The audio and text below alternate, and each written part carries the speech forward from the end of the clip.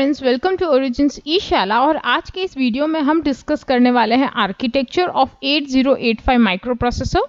तो बहुत ही important topic होता है। अगर आपको किसी प्रोसेसर का आर्किटेक्चर पढ़ना है तो उसके लिए आपको बेसिक्स देखना ज़रूरी है। तो अगर मैंने पहले के जो वीडियोस बनाए हैं, अगर आपने नहीं देखे हैं तो प्लीज़ देख लीजिएगा। उसमें मैंने जनरल आर्किटेक्चर डिस्कस किया है कि किसी भी नॉर्मल प्रोसेसर में, चाहे वो लेटेस्ट वर्जन ऑफ प्रोसेसर हो या ओल्डेस्ट हो, उसमें क्या बेसिक कंपोनेंट्स होंगे। तो अगर आप वो देख लेते हैं तो आपको किसी नहीं 8085 की बात नहीं करूंगी मैं, आप कोई भी जब आर्किटेक्चर पढ़ेंगे प्रोसेसर का, आपको बहुत आसानी हो जाती है क्योंकि वो कॉमन फीचर्स होते हैं किसी भी प्रोसेसर के। तो फिलहाल हम बात करने वाले हैं 8085 की। तो 8085 में काफ़ी ज़्यादा सेक्शंस होते हैं, जैसे कि आप देख सकते हैं स्क्रीन पे कि यहाँ पे इंटरप्ट कंट्रोल सेक्शन है, सीरियल इनपुट आउटपुट सेक्शन है, उसी के साथ बहुत सारे रजिस्टर्स हैं, टाइमिंग एंड कंट्रोल है। तो इन सब पार्ट्स को हम वन बाय वन डिस्कस करेंगे। तो थोड़ा थाम के बैठिएगा और थोड़ा फ्रेश हो जाइएगा क्योंकि लंबा टॉपिक है पर इंपॉर्टेंट है, तो पढ़ना बहुत ज़रूरी है। तो यहाँ पे सबसे पहले हम लोग जो देखने वाले हैं that is the section of interrupt. तो इंटरप्ट होता क्या है? सबसे पहली बात अगर मैं आपको बोलूँ, इंटरप्ट का अगर जनरल मीनिंग निकालूँ, इसका मतलब होता है बाधा, यानी जिसको हम रुकावट या हर्डल बोलते हैं ना, वो। तो यहाँ पे आपका जो प्रोसेसर है उसको आप ऐसे अज्यूम कीजिए कि आप प्रोसेसर हो और आपका मेन काम है किसी गेम को खेलना। ऑब्वियसली बहुत इंटरेस्टिंग चीज़ है अगर मैं कहूँ कि आपका मेन काम दिन में पूरे दिन का गेम खेलना है। So you are playing PUBG और maybe your favourite mobile game whole day, तो that is your main work. अब यहाँ पे एक चीज़ कंसिडर कीजिए कि आप गेम खेल रहे हैं, आपकी मम्मी ने आपको आके कुछ काम दिया, maybe some sort of work to go out and bring some vegetables, कुछ वेजिटेबल लाने को बोला है मम्मी ने। तो अगर आप मम्मी को ना बोलेंगे, दैट इज इम्पॉसिबल, मम्मी को ना बोलना is like not possible for anyone. तो हम क्या करेंगे, थोड़े टाइम के लिए वो गेम को बंद करेंगे, मे बी पॉज कर देंगे एंड देन हम जाएंगे मम्मी का काम करेंगे सब्जी का, वापस आएंगे और फिर वापस गेम खेलना स्टार्ट कर देंगे। तो प्रोसेसर में ये कंपैरिजन कैसे होता है कि जो प्रोसेसर है उसको आप ऐसे कंसिडर कीजिए कि प्रोसेसर का मेन काम है प्रोग्राम रन करना from its memory and IO devices, यानी जो आईओ डिवाइसेस के और मेमोरी के पास इंस्ट्रक्शन है उनको लाके रन करना, वो प्रोसेसर का मेन काम है and that is actually true. तो यहाँ पे इंटरप्ट क्या होता है कि जो प्रोसेसर की आईसी होती है उसमें 5 या 6 स्पेशल पिंस दी गई है। इन केस ऑफ 8085 यहाँ पे 5 इंटरप्ट की पिंस आपको मिल जाएगी। हर प्रोसेसर में नंबर चेंज हो जाता है। तो यहाँ पे ये जो पिंस है ये एक्सटर्नल पिंस है जिसमें आप कुछ ऐसे डिवाइसेस लगाते हैं जो नॉट ऑल द टाइम्स हमेशा एक्टिवेट नहीं होते, पर कभी कभी कुछ इमरजेंसी है या कुछ बहुत इंपॉर्टेंट काम है तब एक्टिवेट होते हैं। तो ये पिंस इंटरप्ट की पिंस होती है और इनका काम कैसे होता है कि प्रोसेसर यूजुअली मेमोरी और इनपुट आउटपुट डिवाइस से काम कर रहा है, अचानक से इंटरप्ट की पिन एक्टिवेट हुई। तो अगर इंटरप्ट की पिन एक्टिवेट होगी तो प्रोसेसर जो भी मेमोरी या इनपुट आउटपुट डिवाइस से काम कर रहा है उसको थोड़े टाइम के लिए पॉज करेगा, एंड नहीं करेगा, पॉज करेगा, फिर वहां से इंटरप्ट के पास जाएगा। जो भी इंटरप्ट ने काम करने को बोला है, maybe running a program of short 5 to 6 lines, maybe indicating some other device, कुछ भी हो सकता है। इंटरप्ट के अंदर प्रोग्राम लिखे होते हैं तो छोटा प्रोग्राम होता है, जो भी इंटरप्ट के रिगार्डिंग काम दिया होगा उस काम को कंप्लीट करेगा और वापस आके मेमोरी या इनपुट आउटपुट डिवाइस से इंटरेक्शन चालू कर देगा। तो आई होप आपको इंटरप्ट का केस समझ आ गया होगा कि इंटरप्ट किस तरह से काम करता है। सो लेट्स सी, देख लीजिए यहाँ पे क्या लिखा है। When interrupt comes on one pin of 8085, तो 8085 की पिंस पे आता है तो अगेन यहाँ पे कैटेगरी होती है कि ये पिन पे आ रहा है यानी हार्डवेयर डिवाइस से आ रहा है, that is why it is known as hardware interrupt.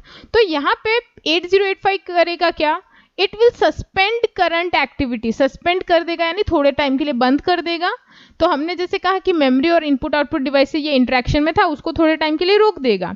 Saves the status, saves the status मतलब कहाँ बंद किया है, ऐसे नहीं कि उसके एड्रेस को छोड़ देगा। अगर वो एड्रेस छोड़ देगा तो वापस आके वो रन कैसे करेगा। हम लोग जब कोई गेम खेलते हैं तो उसमें जो हमने लेवल्स क्लियर किए हैं उनको हम स्टार्टिंग से हर बार 0 पे जाके नहीं खेलेंगे ना। अगर आपने 10th लेवल क्लियर कर लिया है, आप वापस नेक्स्ट टाइम जब ओपन करते हैं ऐप को गेम के, आप 11th लेवल पे ही खेल रहे होते हैं। तो यहाँ पे भी ये होगा कि जितना प्रोग्राम रन हो चुका है वहाँ पे बीच में जहाँ से भी उस प्रोग्राम को रोका था वहीं से वापस चालू होना चाहिए। तो यहाँ पे प्रोग्राम उसको एक जगह पे सेव कर लेता है, यूजुअली स्टैक पॉइंटर के अंदर ये लोकेशन सेव हो जाती है प्रोग्राम काउंटर की हेल्प से। फिर वो जंप लेके चला जाता है, जंप मतलब उस काम को छोड़ के किसी और लोकेशन पे जा रहा है। Specific address where ISR is return, एक ऐसा एड्रेस जहां पे इंटरप्ट का प्रोग्राम रिटर्न होता है। तो यहाँ पे एक कंसेप्ट होता है कि इंटरप्ट के लिए प्रोग्राम लिखने की जगह फिक्स भी हो सकती है, नहीं भी हो सकती है, जो मैं आपको थोड़ी देर में समझाती हूँ। पर यह है कि इंटरप्ट अगर एक्टिवेट हुआ है तो मेमोरी की किसी और लोकेशन पे जाना है और वहां पे जाके उसके रिगार्डिंग, इंटरप्ट के रिगार्डिंग प्रोग्राम रन करना पड़ेगा। तो इंटरप्ट के रिगार्डिंग जो प्रोग्राम रन करते हैं, that particular program is known as ISR and full form is interrupt service routine. वैसे तो इंटरप्ट होता है, पर अगर आपको सुनने में दिक्कत हो तो इंटरप्ट सर्विस रूटीन। तो ये जो इंटरप्ट सर्विस रूटीन है, that is the special program that runs when interrupt is activated, यानी इंटरप्ट जब एक्टिवेट होता है सिर्फ तभी ये प्रोग्राम रन होता है। अब ये मैंने आपको इंटरप्ट का बेसिक डेफिनेशन बनाया। तो यहाँ पे 8085 में कितने इंटरप्ट होते हैं, मैंने जैसे कहा था यहाँ पे 5 इंटरप्ट होते हैं। तो आप नाम देख सकते हैं इंटरप्ट के। तो हमें जो मूवमेंट है वो स्पेसिफिकली राइट टू लेफ्ट करनी है। इसका एक रीजन है जो मैं अभी आपको बता देती हूँ। तो हम राइट टू लेफ्ट अगर मूव करेंगे तो सबसे पहले ट्रैप है, फिर RST 7.5 है, फिर RST 6.5 है, RST 5.5 है और INTR है। तो यहाँ पे ये जो सीक्वेंस है, इसका एक रीजन ये होता है कि ये जो इंटरप्ट है ना, यहाँ पे ट्रैप की प्रायोरिटी हाईएस्ट है और INTR की प्रायोरिटी लीस्ट है। तो ये प्रायोरिटी क्या होती है? प्रायोरिटी का मतलब होता है इंपॉर्टेंस या महत्वता। ये कहाँ यूज होगा? सपोज मैंने जैसे कहा 5 पिन है इंटरप्ट की, क्या ऐसा कभी केस बन सकता है कि पांचों के पांचों इंटरप्ट के पिन्स पे कुछ सिग्नल आ गया हो और एक्टिवेट हो जाए? यस, ये पॉसिबल है, बिल्कुल पॉसिबल है और होता भी है। तो इसी चीज को ध्यान रख के एक चीज डेवलप की गई है, that is known as priority system, यानी महत्वता का एक सिस्टम है जो इंटरप्ट सेक्शन फॉलो करता है। तो इसमें क्या होता है कि हमने किसी एक इंटरप्ट को सबसे ज्यादा महत्वता दी है और किसी एक इंटरप्ट को सबसे कम महत्वता दी है, और बाकी के जितने भी इंटरप्ट हैं उनके बीच में आते हैं। तो यहाँ पे 8085 में सबसे ज्यादा प्रायोरिटी ट्रैप की है और सबसे लीस्ट प्रायोरिटी INTR की है, और बाकी के जो 3 हैं वो कुछ इस तरह से है, यानी टॉप टू बॉटम मूवमेंट हो रहा है। अभी भी अगर आपको प्रायोरिटी में कंफ्यूजन है तो मैं आपको एक सिंपल एग्जांपल देती हूँ कि अगर आप क्लास में पढ़ते हैं तो अगर आप लोग सजेशंस देने जाएंगे अपनी मैडम को या फैकल्टी को, तो मैम जो सजेशन लेती है, आई थिंक अगर उनका फेवरेट स्टूडेंट कोई है उनकी क्लास में तो उसी का सजेशन सबसे पहले सुनेगी या एक्सेप्ट करेगी in compare to low students और जो उनको मानते नहीं है उनसे। तो यहाँ पे भी वही होता है कि अगर ये सारे इंटरप्ट एक्टिवेट हो गए, मैंने कहा कि पांचों के पांचों सिग्नल एक्टिवेट हो गए, तो 8085 सबसे पहले किसका प्रोग्राम रन करेगा? दैट इज ट्रैप, फिर 7.5, फिर 6.5, फिर 5.5 और फिर INTR। तो ये सीक्वेंस इसलिए प्रायोरिटी में डिस्कस किया जाता है ताकि हमें पता चले कि अगर पांचों इंटरप्ट आए हैं तो पांचों में से भी सबसे पहले रन कौन होगा और सबसे लास्ट में रन कौन होगा। अब नेक्स्ट जो चीज है वो है एड्रेसिंग। एड्रेसिंग मतलब जैसे मैंने कहा था कि इंटरप्ट अगर आप रन करते हैं तो इंटरप्ट का जो प्रोग्राम होता है दैट इज ISR, उसकी लोकेशन मेमोरी में कहीं तो होती होगी।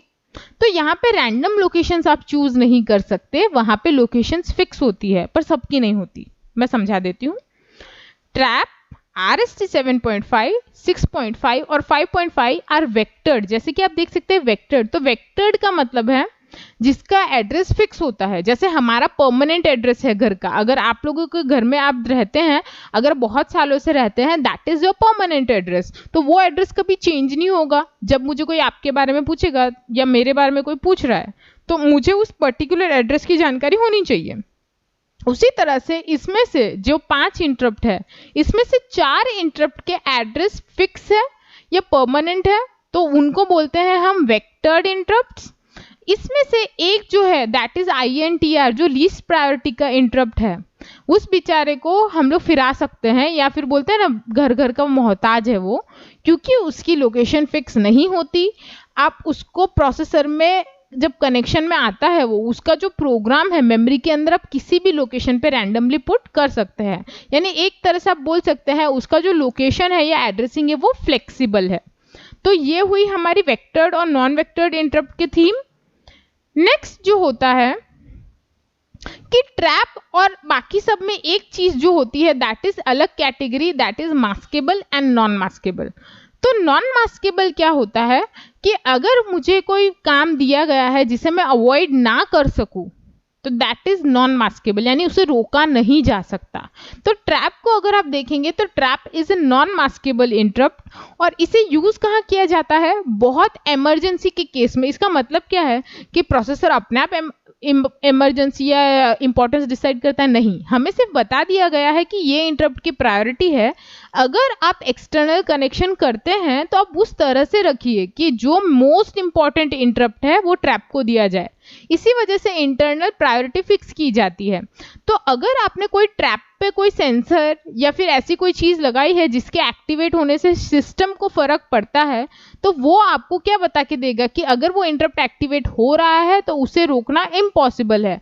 यानी अगर वो इंटरप्ट एक बार चालू हो गया, उसका प्रोग्राम रन हो रहा है, तो आप चाह के भी उसे रोक नहीं सकते। इसके साथ बाकी के इंटरप्ट जो है RST 7.5, 6.5 और 5.5, ये RST होता है फुल फॉर्म रीस्टार्ट इंटरप्ट का। इनका एक जो मतलब है रीस्टार्ट का मतलब ये भी होता है कि ये इंटरप्ट आप रोक सकते हैं और इन्हें आप अपने हिसाब से चालू भी कर सकते हैं। अब इसके लिए हमारे पास कुछ इंस्ट्रक्शंस होते हैं और कुछ रजिस्टर्स होते हैं स्पेसिफिकली डिजाइंड फॉर इंटरप्ट्स, जिसकी मदद से आप इन रजिस्टर्स को अगर चेंज करते हैं या मैनिपुलेट करते हैं तो आपके इंटरप्ट्स बंद या चालू हो सकते हैं। अगर आए हैं इंटरप्ट तो भी आप उसका प्रोग्राम रन होने से रोक सकते हैं। तो ये जो फीचर होता है that are known as maskable interrupts. तो यहाँ पे हमारी जो कैटेगरी होती है मास्केबल और नॉन मास्केबल की, तो यहाँ पे जो हमारा ट्रैप है दैट इज नॉन मास्केबल, यानी अगर वो एक्टिवेट हुआ है और उसका प्रोग्राम रन होने वाला है आप उसे रोक नहीं सकते। वाइल बाकी के चार जो INTR है 7.5, 6.5 और 5.5 अगर वो एक्टिवेट हुए हैं और अगर आप उसे रोकना चाहते हैं that is completely possible with the help of instructions as well as special registers. ये रजिस्टर्स एक्चुअली जब हम इंस्ट्रक्शंस करेंगे तब उसमें इंक्लूड होंगे, सिर्फ आपको अभी पता होना चाहिए कि ये मास्केबल है यानी इन्हें रोका जा सकता है। तो ये हुई हमारी इंटरप्ट की बात। अब यहाँ पे मेरा एक सवाल है कि अगर इंटरप्ट आए हैं तो जैसे मैंने कहा कि मेमोरी और प्रोसेसर हमेशा इंटरेक्शन में होते हैं और अचानक से ये इंटरेक्शन रुक गया तो क्या मेरे जो डिवाइस है वो उसको एक फॉल्ट के फॉर्म में देख सकते हैं? उसको ऐसा नहीं लगेगा कि प्रोसेसर खराब हो गया है? ऑफ कोर्स हो सकता है ये केस। तो यहाँ पे एक सुविधा दी गई है या एक पिन दी गई है, मैं कहूँ more specifically.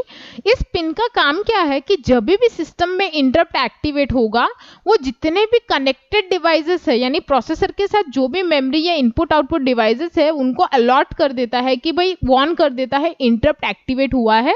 That is why processor is not in connection with you for some time। यानी यहाँ पे इस पिन का काम बहुत इंपॉर्टेंट है। तो ये पिन है INTA बार की। तो आप देख सकते हैं जो इंटरप्ट है ना जो हमारे राइट टू लेफ्ट मूव कर रहे हैं वहां पे लास्ट पिन मैंने थोड़े बोल्ड में लिखी है दैट इज INTA बार। तो ये पिन का काम क्या है? It is the interrupt acknowledge pin. ये इंटरप्ट को एक्नॉलेज करती है कि भाई इंटरप्ट आया है करके। It is used by processor for accepting interrupt request by any device. यानी इसको अगर इंटरप्ट आया है प्रोसेसर के पास तो उसे एक्सेप्ट करने में भी हेल्प होती है। इसी के साथ जितने भी डिवाइसेस हैं उनको भी पता चल जाता है कि प्रोसेसर इस वक्त इंटरप्ट प्रोग्राम रन कर रहा है तो हमें थोड़ी देर के लिए रुकना है। तो this is the basic information regarding interrupts. अब हम नेक्स्ट ब्लॉक जो देखेंगे that is again serial input output control. तो यहाँ पे एक चीज देख रहे होंगे, एक बहुत बड़ी सी लंबी स्टिक आ रही है दैट इज द इंटरनल बस। तो अगर आप लोग कोई भी प्रोसेसर पढ़ते हैं ना, यहाँ पे एक चीज ध्यान रखिएगा कि हर एक ब्लॉक को एक दूसरे से कनेक्शन में होना जरूरी है। क्यों? क्योंकि हमें डेटा कहीं ना कहीं रजिस्टर्स में मूवमेंट करना है या फिर डेटा को रजिस्टर में ले जाके मैनिपुलेट करना है, ALU से काम करना है। तो अगर वो एक दूसरे से कनेक्शन में नहीं होंगे तो वो काम कैसे करेंगे? तो डायरेक्ट कनेक्शन तो पॉसिबल नहीं होती। तो हम लोग यहाँ पे जो आप लाइन देख रहे हैं ना ऑरेंजिश कलर की दैट इज द इंटरनल बस। इंटरनल बस इनडायरेक्टली सारे जो प्रोसेसर के रजिस्टर्स है, जो सेक्शंस है, उनको कंट्रोल करता है, यानी उनके कम्युनिकेशन की हेल्प करता है कि भाई इस चीज को यहाँ मूवमेंट दी जा सकती है। इसी के साथ यहाँ पे जो हमारा सीरियल इनपुट आउटपुट कंट्रोल है, ये एक अगेन बहुत इंपॉर्टेंट पार्ट है। इसमें हमारे पास दो पिंस अवेलेबल है, that is SID and SOD। तो SID सिड और सॉड क्या होता है? ओके, सिड सॉड नहीं है, SID और SOD है। सिड SID का मतलब होता है serial input data and SOD का फुल फॉर्म होता है सीरियल आउटपुट डेटा। तो यहाँ पे स्पेसिफिकली दो पिंस दी गई है सीरियल कम्युनिकेशन के लिए। ऐसा क्यों? क्योंकि processor is a parallel device. इसके अंदर जितने भी रजिस्टर्स हैं वो सारे पैरेलली ऑपरेट करते हैं, यानी एक ही बार में 8 बिट का डेटा एंटर भी होता है और एग्जिट भी कर सकता है। वाइल दुनिया में कुछ ऐसे डिवाइसेस भी है जो सीरियली काम करते हैं, सीरियल यानी एक एक करके 1.2.3.4. ऐसे कौन लोग हैं? सबसे पहले ह्यूमन बींग्स। आई होप ऐसा टैलेंट किसी के पास नहीं है जो एक ही बार में विद इन 1 सेकेंड पूरा पेज छाप जाए या लिख जाए। हमें एक एक पॉइंट, एक एक अल्फाबेट लिखना पड़ता है, दैट इज सीरियल। क्यों? आप एक एक बिट डाल रहे हैं। तो हमारे जो ह्यूमन वर्ल्ड की चीजें हैं, that is serial things, well processor is working in parallel form. तो सपोज अब यहाँ पे मैं इंसान को तो प्रोसेसर से कनेक्ट करूंगी नहीं, तो हम किसको कनेक्ट करने वाले हैं? आप एक एग्जांपल ले लीजिए प्रिंटर का। Printer is again a serial device. उसमें जब कोई चीज टाइप हो रही होती है, it is done by alphabetical by one alphabet at one time. तो यहाँ पे अगर आप सीरियली प्रिंट कर रहे हैं और मेरे प्रोसेसर से ये प्रिंटर कनेक्शन में आया, तो प्रॉब्लम क्या होगी? जो सीरियल डिवाइस होते हैं that are really slow as compare to parallel device. Simple चीज क्या है कि पैरेलल डिवाइस बहुत स्पीड में काम करते हैं, वाइल सीरियल डिवाइस थोड़ा स्लो काम करते हैं। तो अगर आप किसी स्लो डिवाइस को प्रोसेसर के साथ कनेक्ट करेंगे तो उनकी स्पीड मैच नहीं हो पाएगी। तो हम यहाँ पे एक तरह का अरेंजमेंट करते हैं कि भाई प्रोसेसर स्पीड में है, तो अगर हमें उसे स्लो करना है तो यहाँ पे SID की पिन पे और SOD की पिन पे कुछ स्पेशल रजिस्टर्स इंसर्ट किए जाते हैं that are probably serial in parallel out and parallel in serial out. ये रजिस्टर्स के फॉर्मेट है जो आप प्रोबेबली डिजिटल में पढ़ते हैं। तो ये दो रजिस्टर्स क्या करते हैं कि अगर इंटरनल डेटा यानी जो प्रोसेसर का डेटा है, दैट इज अगर इंटरनल डेटा है, अगर उसे मैं बाहर देना चाहती हूँ, सीरियल आउट करना है मुझे डेटा, तो यहाँ पे क्या होगा कि जो सीरियल आउट करने के लिए यहाँ पे पैरेलल इन और सीरियल आउट का रजिस्टर कनेक्टेड होगा, जो सारे पैरेलल डेटा को सीरियल में पहले कन्वर्ट करेगा और फिर उसकी पिन की हेल्प से बाहर सीरियली देगा। सिमिलरली वाइस वर्सा कर सकते हैं।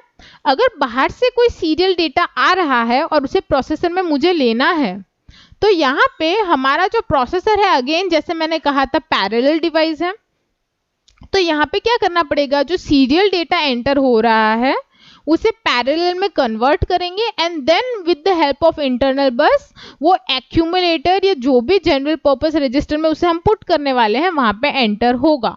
तो यहाँ पे ये जो केस होता है that is done with the help of SID and SOD।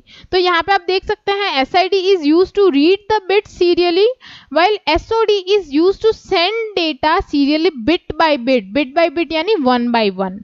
तो अगर आपको इंटरनल डेटा लेना है तो SID काम करेगा और डेटा बाहर देना है तो SOD काम करेगा। तो यहाँ पे इस चीज को कहाँ यूज किया जाएगा? जैसे मैंने कहा सीरियल कम्युनिकेशन के लिए, यानी ऐसे डिवाइसेस के साथ जहां पे डेटा 1 by 1 बिट में ट्रैवल करता है।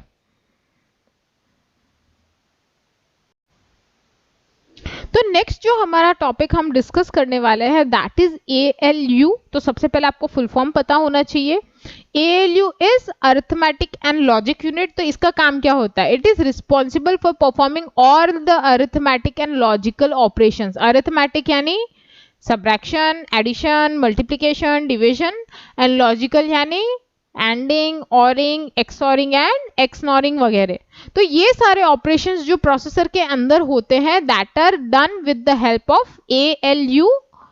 इसी के साथ जो हमारा ALU होता है ना, it is connected with certain special registers. ALU directly वैसे तो किसी से कनेक्टेड नहीं होना चाहिए, पर यहाँ पे कुछ रजिस्टर्स है जिनका इंपॉर्टेंस जो है that is because of connection with ALU। तो यहाँ पे जो दो रजिस्टर्स है आप देख सकते हैं, फर्स्ट है accumulator and second is temporary register. तो ये registers directly with the help of internal bus ALU से कनेक्टेड है। तो यहाँ पे जो ALU के अंदर डेटा आता है यूजुअली एक्यूमुलेटर की हेल्प से आता है। और यहाँ पे एक चीज और इम्पॉर्टेंट है कि सपोज ALU में कोई ऑपरेशन किया है हमने, जैसे एडिशन सब्ट्रैक्शन या कुछ किया है, तो उसका जो आउटपुट या रिजल्ट है वो हमेशा एक्यूमुलेटर में स्टोर होगा। तो ये एक रीजन है कि ये एक्यूमुलेटर से डायरेक्टली कनेक्टेड है। दूसरा, टेम्परेरी रजिस्टर्स कब यूज होते हैं? सपोज एक्यूमुलेटर में या आप लोग कुछ ऑपरेशन कर रहे हैं, जब हम ऑपरेशन करते हैं एक्यूमुलेटर और ALU के बीच में, कभी कभी हमारे पास एक्स्ट्रा स्पेस की जरूरत पड़ सकती है। That space is provided with the help of temporary register.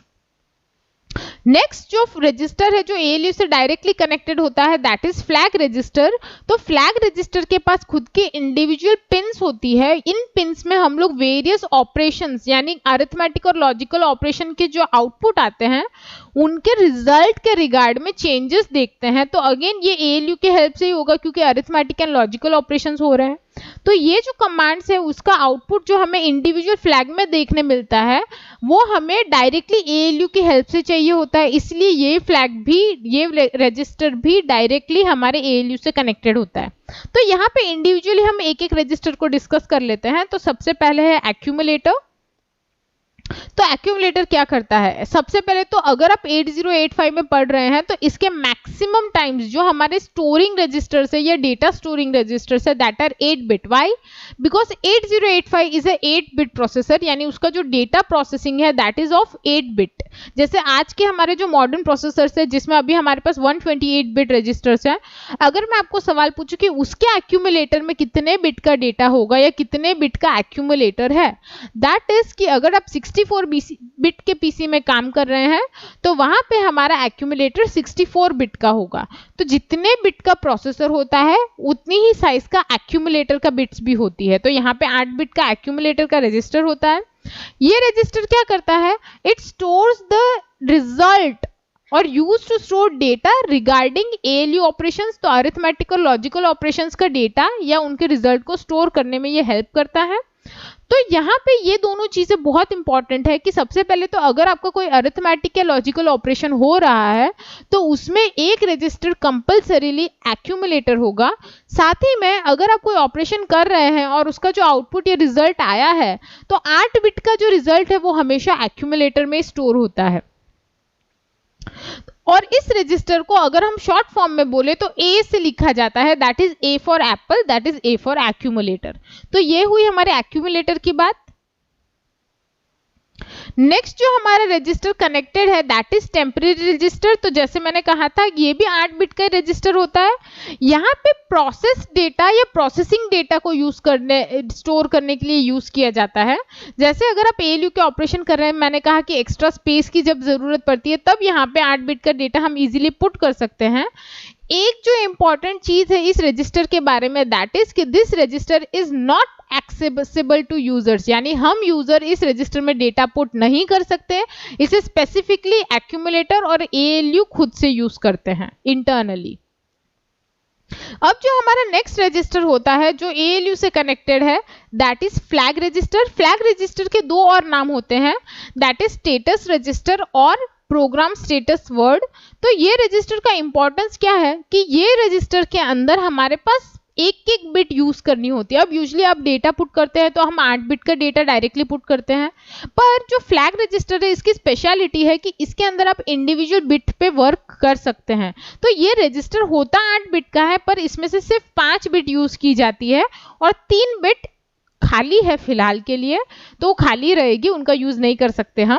ये यूजुअली कहाँ यूज होते हैं? जब हमें जंप या कॉल करना होता है प्रोग्राम के अंदर, तो इन बिट्स को देख के हम प्रोग्राम के अंदर जंप या कॉल ले सकते हैं। तो यहाँ पे जो फ्लैग्स है वो सेट और रीसेट होते हैं। तो टेक्निकली क्या होता है, जो पिन्स है उसमें वैल्यू आएगी या तो 1 या तो 0। डिपेंड किस पे करता है, जो अरिथमेटिक या लॉजिकल ऑपरेशन आप परफॉर्म करेंगे उसके ऊपर डिपेंड करेगा, कि उसके एग्जीक्यूशन के बाद डिपेंड करेगा कि जो आंसर आया है उसके रिगार्डिंग वो फ्लैग में क्या आउटपुट आया है। तो यहाँ पे आप देख सकते हैं, मैंने नाम भी मेंशन कर दिए हैं, इसको PSW कहा जाता है, प्रोग्राम स्टेटस वर्ड, और शॉर्ट फॉर्म बोल सकते हैं आप F register, that is flag register. तो यहाँ पे हमारे पास 8085 स्पेसिफिकली उसमें क्या क्या फ्लैग्स है। फर्स्ट है कैरी फ्लैग, फिर है साइन फ्लैग, फिर है parity flag, auxiliary carry flag और जीरो फ्लैग। तो ये हमारे पास 8085 में 5 स्पेसिफिक फ्लैग्स होते हैं जिन्हें हमें डिटेल स्टडी करना होता है, क्योंकि ये एक एक पिन पे कैसे आउटपुट आता है देखना है, वो बहुत इंपॉर्टेंट है।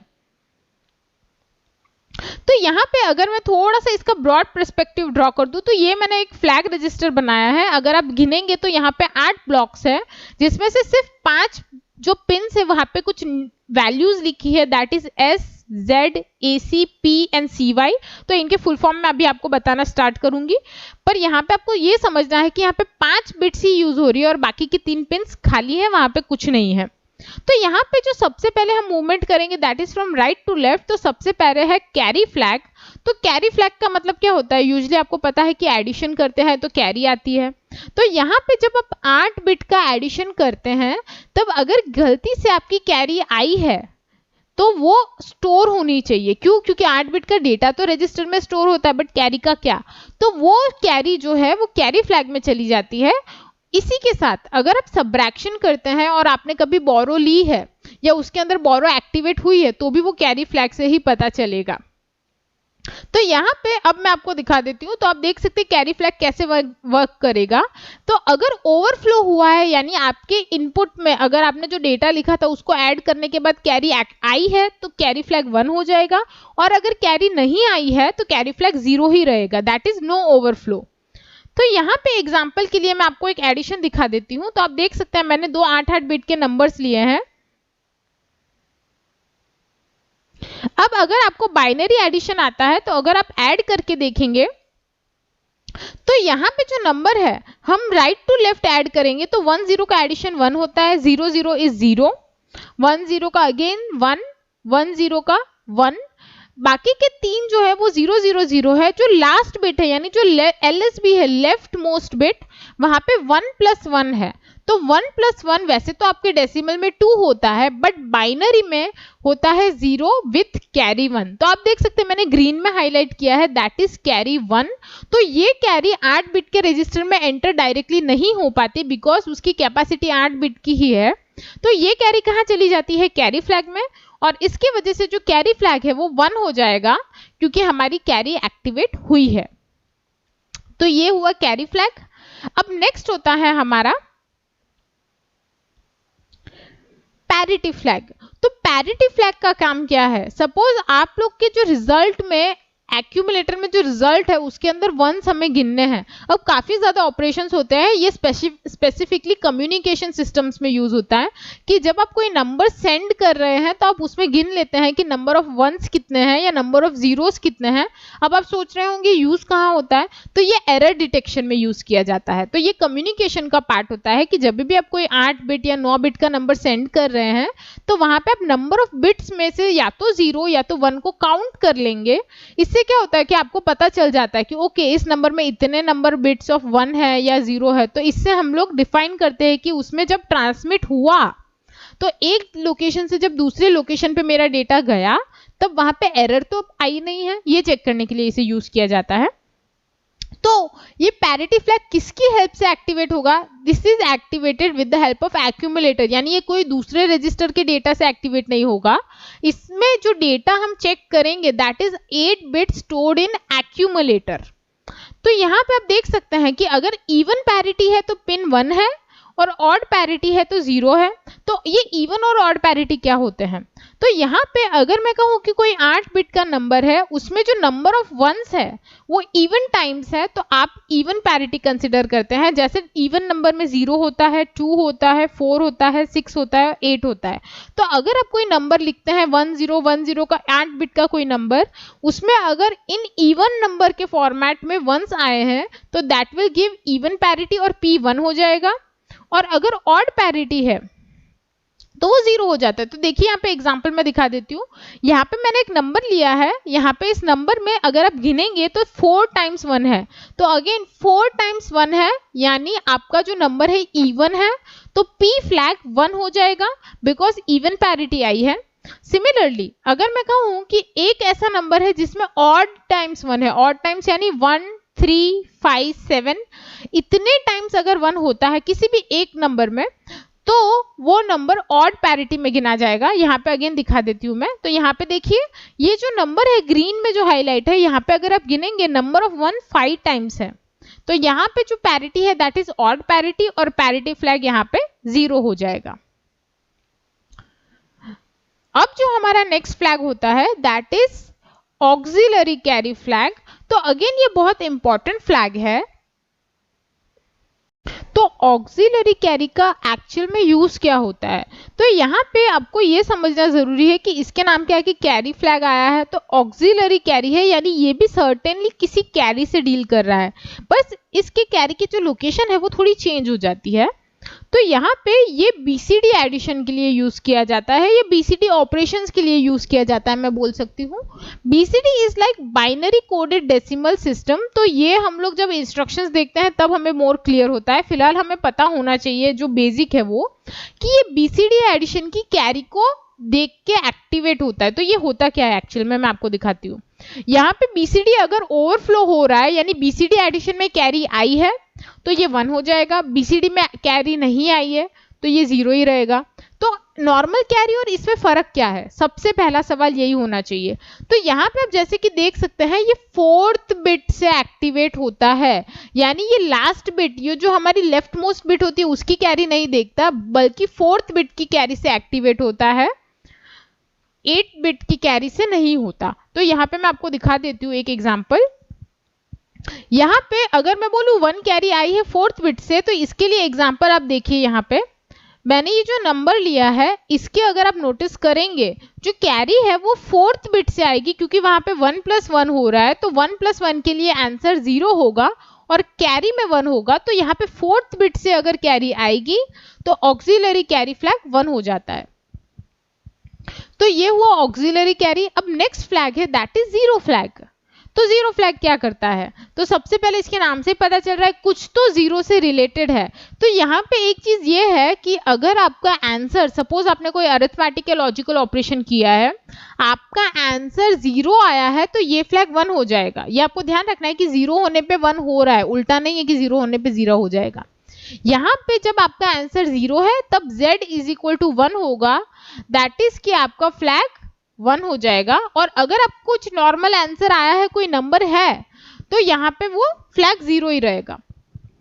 तो यहाँ पे ये जो आंसर है वो हम कहाँ पे नोटिस करते होंगे, दैट इज इन एक्यूमुलेटर। तो आप देखिए मैंने एग्जांपल में लिखा है for any ALU operation A = 8 बार 0 है। तो यहाँ पे A यानी एक्यूमुलेटर है। तो अगर सपोज आपने कोई ऑपरेशन किया है, एक्यूमुलेटर में पूरा आंसर 0 0 0 0 0 आया है, तो उस पर्टिकुलर टाइम पे हमारा आंसर 0 है पूरा ओवरऑल, तो 0 फ्लैग 1 हो जाएगा। और अगर यहाँ पे कोई नंबर होता जैसे 0 1 0 और समथिंग एल्स, तो वहां पे 0 फ्लैग 0 होता। नेक्स्ट जो हमारा फ्लैग होता है that is the last flag that we are going to study, that is S, यानी S4 होता है हमारा साइन फ्लैग।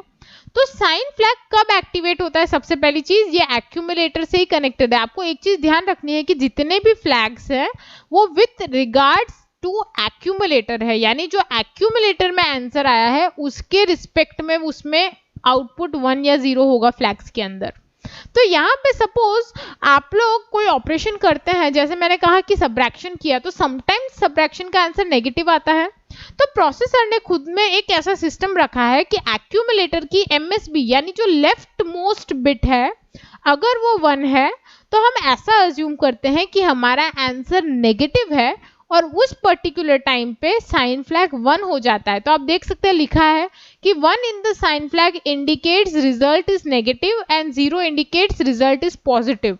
तो यहाँ पे अगर आपका साइन फ्लैग 1 हो गया है, दैट इज कि आपका आंसर नेगेटिव आया है। सपोज आपने जो भी आंसर एक्यूमुलेटर में पुट किया है, that answer is negative due to some reason. आपने जो सबट्रैक्शन किया है या कोई और ऑपरेशन किया है, आपका आंसर नेगेटिव आया है, तो साइन फ्लैग 1 हो जाएगा।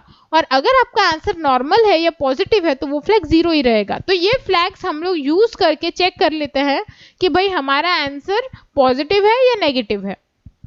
अब आप एग्जांपल देख सकते हैं, मैंने लिखा है एक में अंदर कुछ डेटा है, एक की जो लेफ्ट मोस्ट बिट है वो 1 है। तो ये क्या बताता है कि आंसर नेगेटिव है। यहाँ पे एक 8 बिट का ये फॉर्मेट है कि प्रोसेसर के अंदर जब एक्यूमुलेटर में कोई आंसर आता है, उसकी जो लास्ट बिट है यानी लेफ्ट मोस्ट बिट अगर 1 है, तो वो साइन फ्लैग को 1 करेगी। दैट शोज कि ये नंबर नेगेटिव है। तो इस तरह से ये फ्लैग काम करता है। तो यहाँ पे हमने 5 फ्लैग्स डिस्कस किए हैं, that is carry flag, parity flag, auxiliary carry flag, zero flag and sign flag.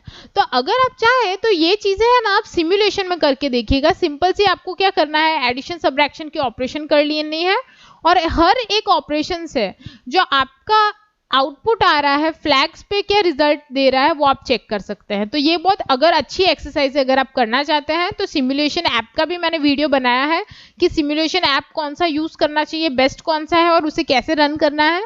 अगर आप चाहें तो वो वीडियो देखिए and then you can run this particular program और and see the effect of flags on various arithmetic and logical operations. तो ये हमारे फ्लैग्स की बात हुई।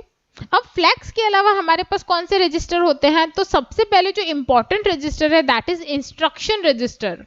तो इंस्ट्रक्शन रजिस्टर क्या करता है, हम लोग जब भी कोई ऑपरेशन रन करते हैं तो ऑब्वियसली आप कमांड देते हो, तो जो 8 बिट का ऑप कोड होता है दैट इज ऑपरेशनल कोड और इंस्ट्रक्शन, वो जो होता है वो सबसे पहले कहाँ आएगा, that is in instruction register. उसको बोलते हैं ऑपकोड फेच, यानी बाहर से इंस्ट्रक्शन सबसे पहले प्रोसेसर में एंटर होगा। ऐसा क्यों, क्योंकि प्रोसेसर के पास खुद की मेमोरी नहीं होती, वो बाहर से इंस्ट्रक्शन लेके आता है जो मेमोरी में स्टोर्ड है। तो जब मेमोरी से प्रोसेसर में इंस्ट्रक्शन एंटर होगा that is known as opcode fetch. And opcode fetch में जो सबसे पहले इंस्ट्रक्शन हम पुट करते हैं that is done in instruction register. तो 8 बिट का कोई भी जो कोड है that is regarding with instruction, वो इंस्ट्रक्शन रजिस्टर में एंटर होगा। अब जो इंस्ट्रक्शन एंटर हुआ है उसको करना क्या है, यानी उस पर्टिकुलर नंबर का मतलब क्या है, उस पर्टिकुलर नंबर से होगा क्या, उस पर्टिकुलर सेक्शन को हमें डिकोड करना पड़ेगा। तो डिकोडिंग के लिए हमारे पास होता है इंस्ट्रक्शन डिकोडर। ये डिकोडर क्या करता है, हमारा जो इंस्ट्रक्शन आया है इंस्ट्रक्शन रजिस्टर में उसको लेगा और उसका मीनिंग सर्च करेगा। मीनिंग मतलब वो पर्टिकुलर नंबर जो आया है 8 बिट का, उसका मतलब क्या है, हमें एडिशन करना है, हमें सब्ट्रैक्शन करना है, हमें एंडिंग करना है, हमें ऑरिंग करना है। तो ये जो काम है कि उसको चेक करना कि उसको करना क्या है, वो कौन करेगा, इंस्ट्रक्शन डिकोडर। तो उसको बोलते हैं डिकोडिंग ऑफ एन इंस्ट्रक्शन। तो यहाँ पे हमें उसका मीनिंग पता चलता है कि इस पर्टिकुलर इंस्ट्रक्शन से होता क्या है। अब जैसे ही मीनिंग पता चल जाएगा कि हमने इंस्ट्रक्शन के साथ करना क्या है, हमारा जो सेक्शन है नीचे वाला टाइमिंग एंड कंट्रोल सेक्शन, इसके पास हमारे इंस्ट्रक्शन को रन करने की कमांड जाती है कि इस इंस्ट्रक्शन को हमें इतने टाइम में कंप्लीट करना है, इस इंस्ट्रक्शन से ये काम होना चाहिए, और फिर वो बाकी सब रजिस्टर्स को एक्टिवेट करता है और काम करता है। तो यहाँ पे इसका जो सीक्वेंस होता है वो भी कौन मेंटेन करेगा, टाइमिंग एंड कंट्रोल सेक्शन। उसी के साथ इसका जो कंप्लीशन प्रोसेस होता है उसमें कितने टी स्टेट्स होंगे, कितना टाइम पीरियड ओवरऑल कंज्यूम करेगा, कौन सी साइकिल्स यूज होगी, ये भी सारा कौन डिसाइड करेगा, टाइमिंग एंड कंट्रोल सेक्शन, जिसको यहाँ पे मैंने लिखा है टाइमिंग एंड कंट्रोल सर्किट। तो ये काम होता है इंस्ट्रक्शन रजिस्टर, इंस्ट्रक्शन डिकोडर और टाइमिंग एंड कंट्रोल सर्किट की हेल्प से। और इस पूरी साइकिल को हम लोग बोलते हैं fetch, decode and execute cycle. तो अगर आपको fetch, decode and execute cycle properly नहीं पता है तो आपकी ये जो प्लेलिस्ट है, आप जहाँ पे ये वीडियो देख रहे हैं वहाँ पे primary functions of micro processor है, उसके अंदर very first topic is fetch, decode and execute cycle. आप वो देख लीजिएगा, आपको आइडिया आ जाएगा कि फेच, डिकोड, एग्जीक्यूट एग्जैक्टली होता क्या है। नेक्स्ट सेट है हमारे लिए इंपॉर्टेंट रजिस्टर्स का, that is general purpose registers. तो आप यहाँ पे देख सकते हैं 8 नाम अपीयर हुए हैं या अल्फाबेट्स अपीयर हुए हैं, आई वुड से WZBCDEHL। तो ये हमारे जनरल पर्पस रजिस्टर्स होते हैं। अब जनरल पर्पस रजिस्टर्स में से W और Z टेम्पररी रजिस्टर्स है, तो अगेन अगर ये टेम्पररी रजिस्टर्स है तो आप इन्हें यूज नहीं कर सकते, इन्हें प्रोसेसर इंटरनली यूज करेगा। तो हमारे पास कितने रजिस्टर्स बच जाते हैं, दैट इज BCDEHL। अब एक कॉमन चीज जो मैं आपको पहले ही बता देती हूँ, यहाँ पे ये जो रजिस्टर्स है ये 8-8 बिट के रजिस्टर्स होते हैं, और ये जो रजिस्टर्स है ना, यहाँ पे हमें ध्यान क्या रखना है, तो ये हमारे 8-8 बिट के जनरल पर्पस रजिस्टर्स हो गए, दैट इज BCDEHL। यहाँ पे इनको अगर 16 बिट का हमें बनाना है ना, तो हम इनकी पेयरिंग कर सकते हैं, यानी इनको हम लोग ग्रुप ऐसे यूज करेंगे। तो यहाँ पे ग्रुप जब बनता है तो ग्रुप फिक्स होता है कि BC का DE और HL का ही ग्रुप बनेगा। अगर आपके मन में ऐसे एग्जाम में मन हो रहा है कि चलो DE के बदले DL का ग्रुप बना दे या HC का ग्रुप बना दे, नहीं, ऐसा नहीं होता है, ये इनबिल्ट फंक्शन है। तो हमारे जो ग्रुप्स होते हैं वो यूजुअली फिक्स है, दैट इज BCDEHL। और इसमें से भी अगेन अगर मैं बोलूं कि HL जो है that is again a very special kind of grouping, because HL को अगर आप इंस्ट्रक्शंस देखेंगे ना, वहां पे M के फॉर्म में यूज किया जाता है, that is memory address register. तो उसको हम मेमोरी एड्रेस लोकेशन स्टोर करने में यूज करते हैं। और BC और DE की जो पेयर है that is use for storing 16 bit data, यानी कभी कभी क्या होता है कि हमें 8 बिट का डेटा नहीं चाहिए, डबल चाहिए, 16 बिट का डेटा चाहिए, तब हम लोग ये पेयर बनाते हैं और फिर यूज करते हैं। तो हम लोग को ईज होता है कि 16 बिट का डेटा अंदर आसानी से पुट कर सकते हैं। इसके बाद जो हमारा नेक्स्ट रजिस्टर है दैट इज स्टैक पॉइंटर। तो स्टैक पॉइंटर क्या करता है, जो स्टैक पॉइंटर है इसका काम है स्टैक के टॉप एड्रेस को रखना। तो अगर आपने जनरल डिस्क्रिप्शन देखा है मेरे वीडियोस में कि हमारी स्टैक क्या होती है, तो आपको पता होगा कि स्टैक का जो लास्ट लोकेशन है, यानी जो टॉप मोस्ट लोकेशन आ रहा है जहां पे लास्ट डेटा पुट किया है हमने, उसका जो एड्रेस है that is stored in stack register के address, and that is stack pointer. तो ये 16 बिट का रजिस्टर होता है, बिकॉज क्योंकि हमारी जो मेमोरी है वो जो एड्रेस स्टोर कर रही है they all are 16 bit address. तो हमारे जो स्टैक पॉइंटर के अंदर जो लोकेशन होगी that is also a 16 bit address. इसी के साथ जो एक इंपॉर्टेंट चीज होती है दैट इज कि स्टैक इज LIFO रैम, यानी last in first out RAM, यानी जो डेटा सबसे लास्ट में एंटर हुआ है सबसे पहले वही बाहर निकाल सकते हैं। तो अगर जो सबसे पहले डेटा डाला था वो हमें निकालना है तो हमें वो सबसे लास्ट में मिलेगा। तो ये प्रोग्राम एग्जीक्यूशन के टाइम हमें काम लगता है। इसको हम लोग with the help of instructions करते हैं, that is push and pop instructions, जो हम इंस्ट्रक्शन सेक्शन में देखेंगे। इसके बाद अगेन इंपॉर्टेंट एक रजिस्टर है दैट इज पीसी का फुल फॉर्म पर्सनल कंप्यूटर नहीं है, इट इज प्रोग्राम काउंटर। तो प्रोग्राम काउंटर क्या करता है, जब भी हम लोग कोई प्रोग्राम एग्जीक्यूट करते हैं उसका जो एड्रेस होता है, जो 16 बिट एड्रेस होता है, उसके एड्रेस की जो लोकेशन है वो प्रोग्राम काउंटर में होती है। तो जब आप कोई प्रोग्राम रन कर रहे हैं उसके प्रोग्राम की जितनी भी लोकेशन है जहां से प्रोग्राम रन होगा, 1 by 1 एग्जीक्यूट होगा ना सीक्वेंस में एक एक करके। तो जिस लाइन पे आप खड़े हैं वहां से नेक्स्ट लाइन पे जब आपको जाना है तो उसके नेक्स्ट लाइन का एड्रेस हमारे प्रोग्राम काउंटर से हमें मिलता है। तो यहाँ पे ये जो सीक्वेंस होता है प्रोग्राम का, ये मेंटेन करने में प्रोग्राम काउंटर बहुत हेल्पफुल होता है, क्योंकि अगर आपका 100 लाइन का प्रोग्राम है तो आप 100 लाइन में पहले फर्स्ट लाइन, फिर 50th लाइन, फिर 90th लाइन, फिर 80th लाइन, फिर 88th लाइन ऐसे रन आउट नहीं करते, कहीं पे भी रैंडम मोशन नहीं करते हैं। हमें लाइन बाय लाइन जाना होता है, that is first line, second line, third line.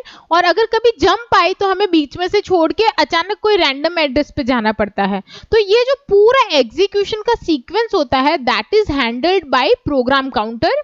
Again ये 16 बिट का रजिस्टर होता है, क्योंकि जो मैक्सिमम लिमिट है, address limit for 8085 that is 16 bit का एड्रेस, दैट इज 64 KB। तो यहाँ पे प्रोग्राम काउंटर और स्टैक पॉइंटर दोनों ही 16 बिट के रजिस्टर्स होते हैं। अब जो हमारा एक सेक्शन होता है जिसे यूजुअली हम डिस्क्राइब नहीं करके आर्किटेक्चर में, पर वो होते जरूर हैं, that is register select and increment and decrement section. तो इंक्रीमेंट एंड डिक्रीमेंट सेक्शन का काम क्या है और रजिस्टर सिलेक्ट का काम क्या है। तो जब भी हम लोग यहाँ पे रजिस्टर्स चूज करते हैं, जैसे मैंने बोला BCDEHL, तो आप लोग जब इंस्ट्रक्शन के थ्रू वो रजिस्टर्स चूज करते हैं कि हमें किस पर्टिकुलर रजिस्टर में डेटा पुट करना है या ऑपरेशन करना है, तब रजिस्टर सिलेक्ट के अंदर डिकोडिंग सर्किट होती है, that circuit helps in selecting these registers one by one. यानी अगर आपको कोई रैंडम रजिस्टर सिलेक्ट करना है तो ये हमारे रजिस्टर सिलेक्ट की हेल्प से होता है। इसी के साथ जो इंक्रीमेंट और डिक्रीमेंट है वो हमारे प्रोग्राम काउंटर, स्टैक पॉइंटर और जो रजिस्टर्स है उनके अंदर जो वैल्यूज है उनको +1 या -1 करने के काम आता है। तो यहाँ पे हमें ध्यान रखना है जो इंक्रीमेंट या डिक्रीमेंट होगा हमारे सिस्टम में वो मैक्स टू मैक्सिमम 1 का ही होता है। यानी अगर आपका 5 है तो वो +1 होगा, दैट इज 6, पर +3 या +4 नहीं होगा। रीजन ये है कि ये बाइनरी सिस्टम है, तो हमारे प्लस के लिए सिर्फ 1 होता है और माइनस के लिए भी 1 ही होगा। यानी 5 का 4 होगा, पर 5 का डायरेक्टली कभी 3 नहीं होगा। तो यहाँ पे इंक्रीमेंट डिक्रीमेंट अगर एड्रेस में इंक्रीमेंट करना हो तो भी, या फिर डेटा की वैल्यूज में इंक्रीमेंट करना हो तो भी यूज किया जा सकता है। इसी के साथ स्टैक पॉइंटर में भी यूज करते हैं ताकि उसकी वैल्यूज को हम अप या डाउन यानी इंक्रीमेंट या डिक्रीमेंट कर सके। अब जो नेक्स्ट सेक्शन है that is address buffer and data and address buffer. तो ये बफर का काम क्या होता है? अब ये जो हमारे रजिस्टर्स है ना, यहाँ पे यूजली डेटा एंटर कहाँ से होगा? हमारे एड्रेस और डेटा लाइंस की हेल्प से, that is A8 to A15 यानी जो हमारी हायर ऑर्डर एड्रेस बस है वहां से, और AD0 to AD7 that is lower address data bus. तो यहाँ पे ये जो दो बसेस हैं इनका इंपॉर्टेंस बहुत ज्यादा है, क्योंकि आप जो बाहर से डेटा है मेमोरी से लेके आते हैं that is done with the help of these buses, और ये बसेस हमारे सिस्टम में डायरेक्टली कनेक्टेड नहीं होती, they are connected with the help of buffers. तो आप देख सकते हैं जो एड्रेस बफर है, सिर्फ address buffer that is A15 से A8 जो कनेक्शन है वो वहां पे है, और जो हमारा डेटा एंड एड्रेस बफर है वो हमारे AD0 से AD7 तक कनेक्टेड है। अब यहाँ पे एक चीज ये ध्यान रखनी है कि एड्रेस एंड डेटा मिक्स है। आपको कैसे पता चल रहा है? क्योंकि देखिए AD0 यानी A for address, D for data, दोनों में मिक्स आ रहा है। तो यहाँ पे ये जो कंसेप्ट है ये अगेन एक इंपॉर्टेंट कंसेप्ट है कि यहाँ पे मिक्स है तो हमें सेपरेट करनी पड़ती है lines, and that is done with the help of ALE। तो ALE क्या होता है और ये सेपरेशन क्या होता है, चलिए वो देख लेते हैं। तो यहाँ पे ये जो हमारी बसेस है, जैसे मैंने कहा यहाँ पे कनेक्टेड है A8 to A15 और AD0 to AD7। यहाँ पे एड्रेस और डेटा बसेस होती है तो 8 लाइंस बनती है, जिसको हम 8 सिग्नल्स भी बोल सकते हैं। A8 to A15 वो यूनिडायरेक्शनल है। यूनिडायरेक्शनल यानी सिर्फ एक ही डायरेक्शन में जाएगी। तो इनकी डायरेक्शन कैसी होती है? फ्रॉम प्रोसेसर टू मेमोरी, यानी जो भी प्रोसेसर में आप एंटर करेंगे एड्रेस वहां से मेमोरी की साइड में जाएगा, पर उल्टा नहीं आएगा, यानी मेमोरी वापस इन लाइंस पे कुछ पुट नहीं कर सकती। वाइल जो अदर 8 बसेस हैं यानी AD0 जो AD7 है वो मल्टीप्लेक्स्ड है यानी मिक्स्ड है, दैट इज एड्रेस और डेटा मिक्स है उनके अंदर, 8 बिट का data as well as 8 bit का एड्रेस। तो यहाँ पे जब ये डेटा बस होती है ना तो डेटा बस बाई डायरेक्शनल होती है। तो ये जो लाइंस है AD0 to AD7 वो बाई डायरेक्शनल है, यानी यहाँ पे डेटा प्रोसेसर के थ्रू भी जा सकता है, एज वेल एज अगर मेमोरी से कोई डेटा हमें प्रोसेसर में लेके आना है तो भी इन्हीं बस की हेल्प से होगा। तो दोनों साइड में काम करती है, that is why it is by directional बस। तो यहाँ पे होता क्या है, अब अगर आपने सपोज पुट कर दिया कोई डेटा इस 8 बिट पे, AD0 और AD7 वाली लाइंस पे 8 बिट का कोई डेटा, तो यहाँ पे क्या होगा, कंफ्यूजन क्रिएट हो जाएगा कि एड्रेस है या डेटा। तो इनको सेपरेट करने के लिए हमें एक टेक्निक की जरूरत पड़ती है। तो यहाँ पे क्या किया जाता है कि जब भी कोई इंस्ट्रक्शन एग्जीक्यूट हो रहा है तो इनिशियल पार्ट में इसको एड्रेस रखेंगे और फिर थोड़े टाइम के लिए वो एड्रेस होने के बाद वो डेटा में कन्वर्ट हो जाती है। तो ये अपने आप जादू तो होगा नहीं ना, there has to be something. तो यहाँ पे एक प्रोसेस यूज की जाती है स्पेशली ताकि ये जो सेपरेशन है वो पॉसिबल हो सके, and that is known as demultiplexing of address and data bus. तो आइए इस कंसेप्ट को समझते हैं। डीमल्टीप्लेक्सिंग में क्या होता है, यहाँ पे एक डायग्राम मैं आपको दिखा रही हूँ। तो ये डायग्राम देख लीजिए, 8085 जो माइक्रो प्रोसेसर है इसमें हमने क्या क्या कनेक्शन दिए मैं सबसे पहले बता देती हूँ।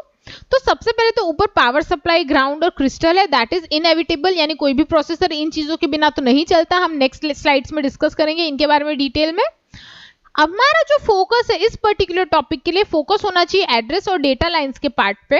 तो अगर आप ध्यान से ऑब्जर्व करेंगे तो A8 to A15 की जो हायर ऑर्डर बस है जो टॉप मोस्ट लेवल पे है, दैट इज फ्रॉम 21 to 28, वो लाइंस डायरेक्टली बाहर जा रही है, इनका एरो बाहर स्ट्रेट बता रहा है एरो की डायरेक्शन, दैट इज यूनिडायरेक्शनल भी हो गई, और इनको डायरेक्ट एड्रेस देना है तो इनके साथ कोई इशू नहीं हो रहा है। पर जो AD0 to AD7 की लाइंस हैं, अगर आप देखेंगे इसको दो बार अलग अलग टाइप से निकाला गया है।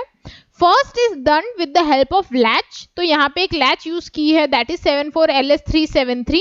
अब ये लैच करता क्या है, तो अगर मैं बोलूं कि हम लोग एक पार्ट में एड्रेस रख रहे हैं और बाकी में एड्रेस हटा देंगे तो मेमोरी में से बाकी के टाइम एड्रेस कौन लाके देगा, है ना।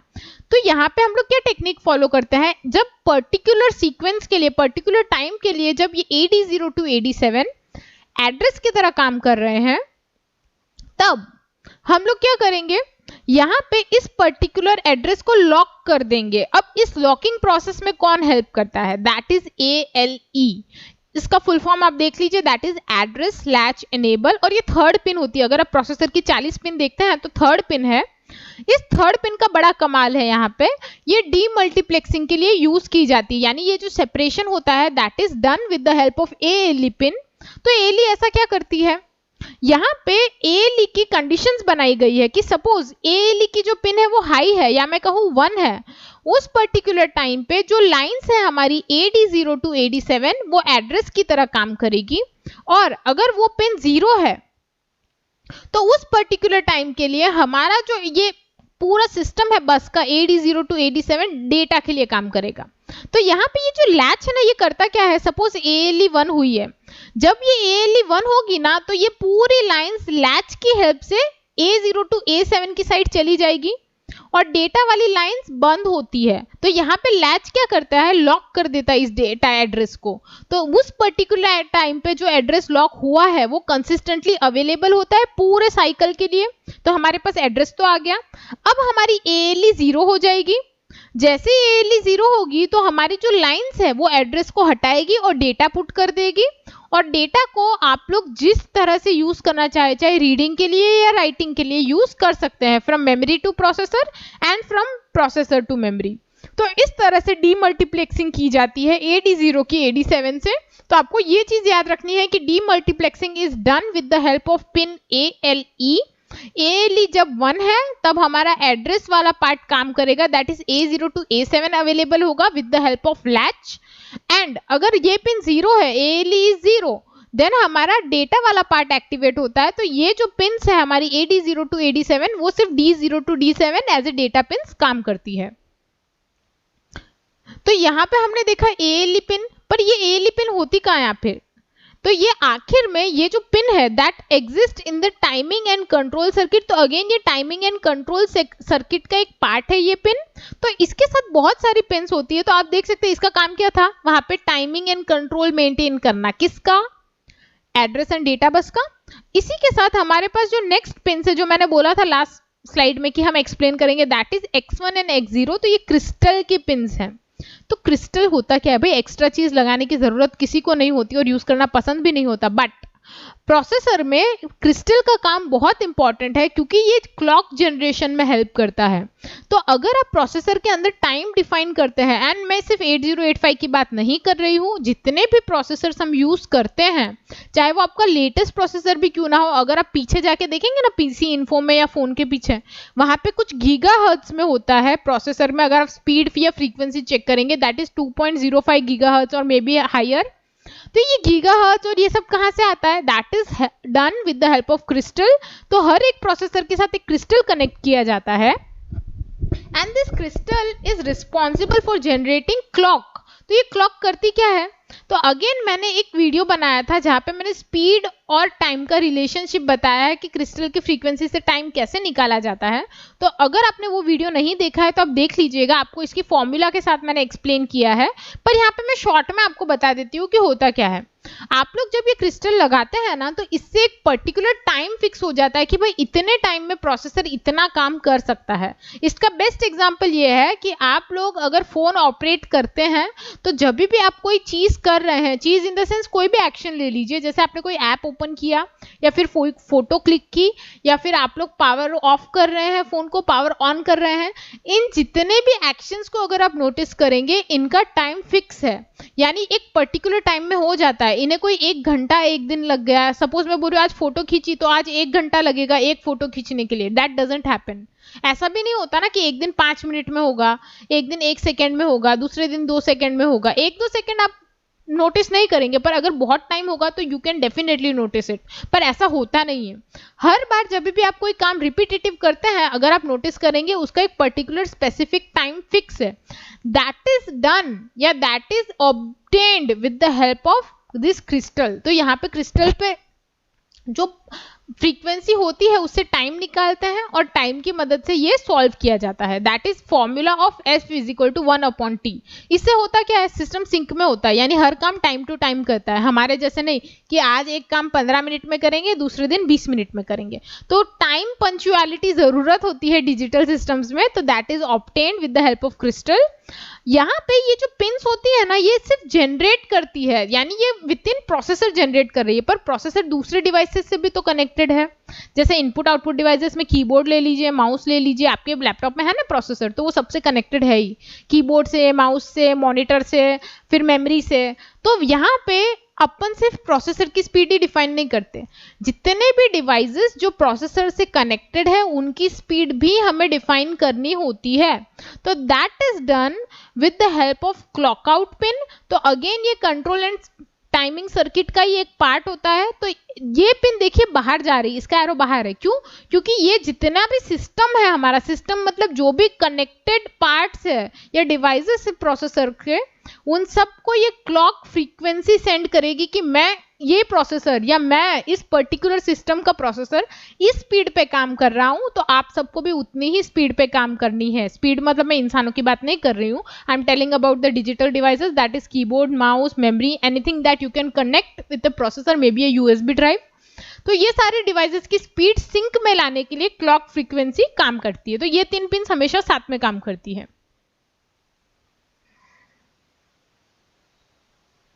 अब जो नेक्स्ट पिन है दैट इज रेडी पिन। तो रेडी का मतलब क्या होता है? Are you ready? क्या आप तैयार हैं? राइट। तो यहाँ पे यही सवाल है जो प्रोसेसर के लिए पूछना पड़ता है। कब?